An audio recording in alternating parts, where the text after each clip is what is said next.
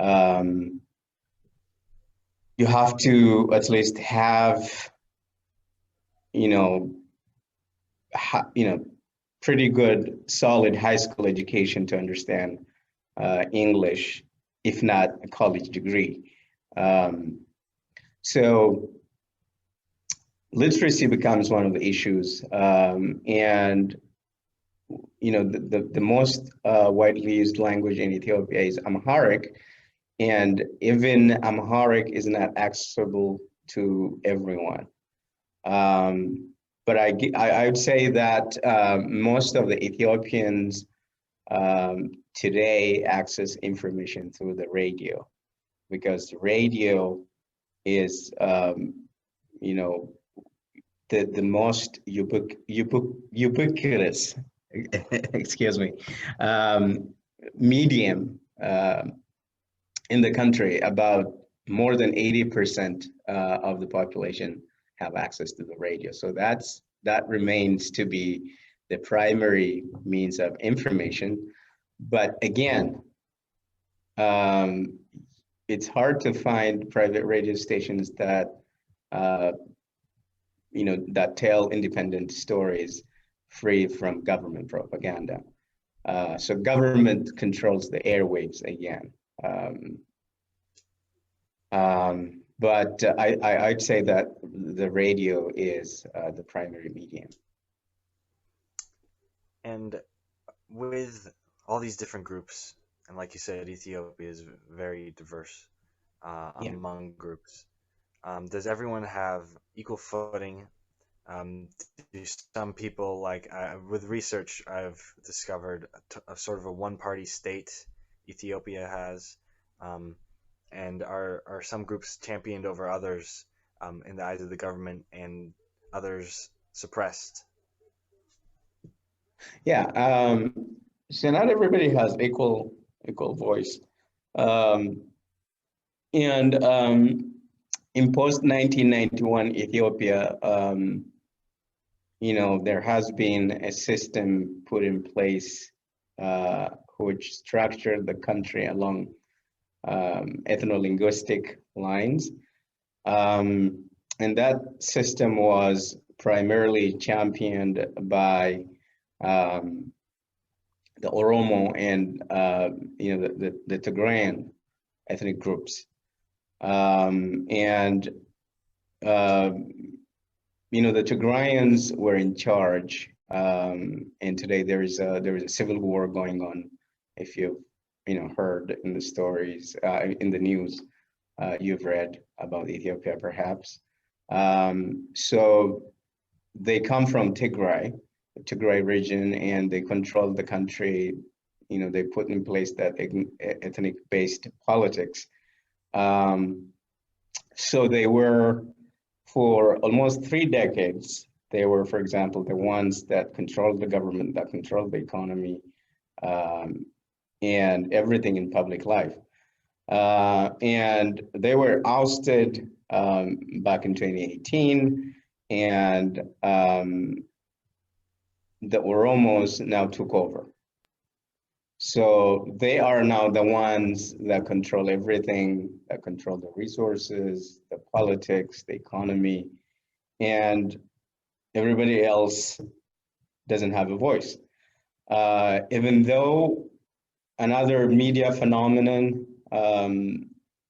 that came with that kind of system of governance is that every ethnic group has set up a medium for themselves in their own language that caters to their communities, but also pits communities against each other.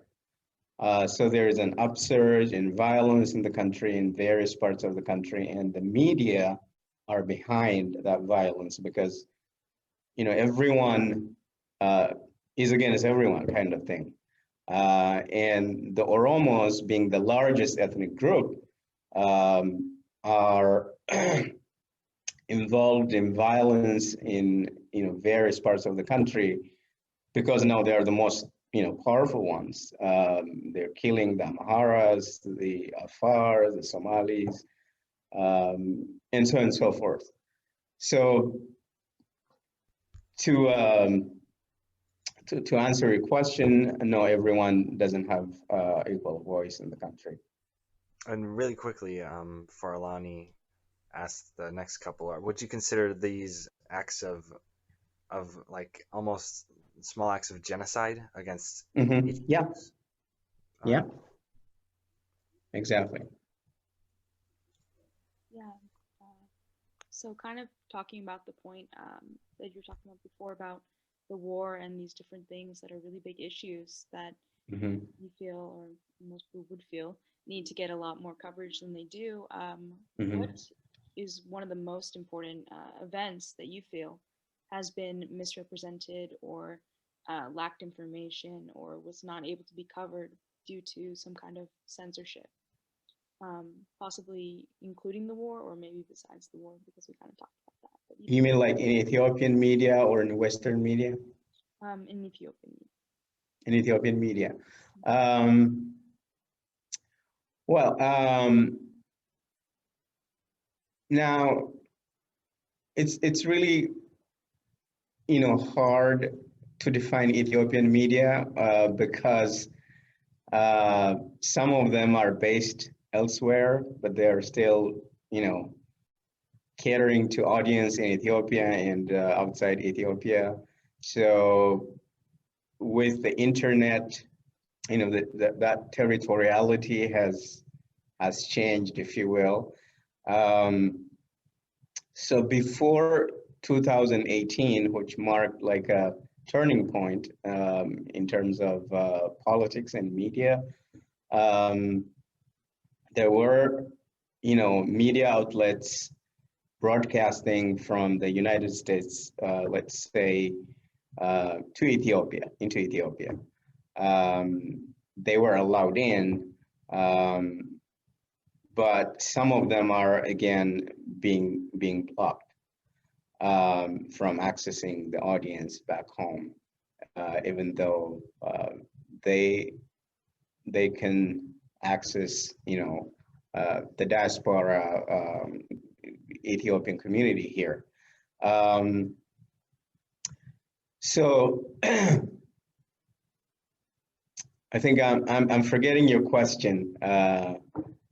So I was If you, asking what one event you feel. yeah, sure.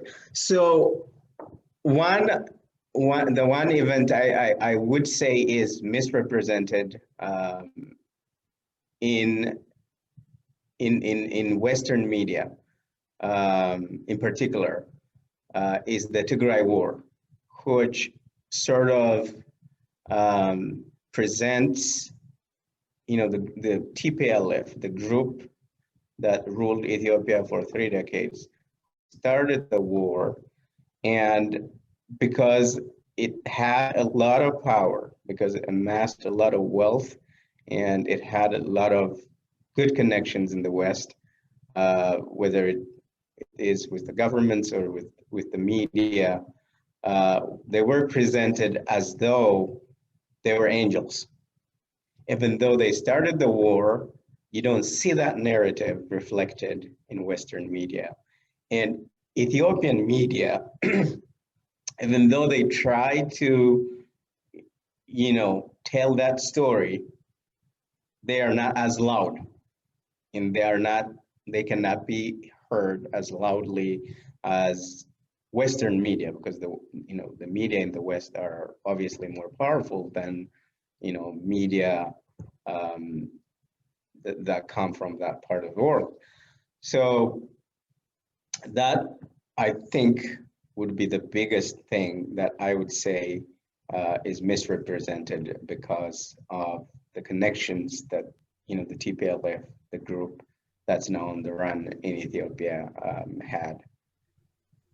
So, kind of connecting with that, would the Tigray War be the one major news story you would want everyone, if you could, to hear about?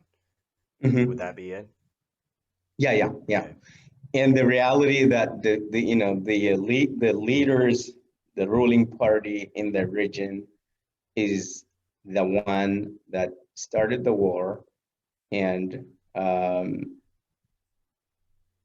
the way it is portrayed in the media is not the right characterization. So they are essentially grabbing power and appealing to outsiders who have a lot of power too, and since they play nice with each other, Yeah. and they get positively portrayed, right? Yes. Yes. That's kind of the synopsis I'm putting. Mm-hmm. Okay, and this one you talk about, okay, they turn off the internet and they have all these connections. Would they be just like Twitter and like popular companies in America and things like that? Twitter, like New York Times, any specific like big organizations that you see doing it or peddling this a lot, or helping with the censorship even? I think something that Twitter is not very popular in Ethiopia, but Facebook is. Facebook is the largest social media in Ethiopia. And it has done, along with YouTube, you might say, and they have done some work in terms of like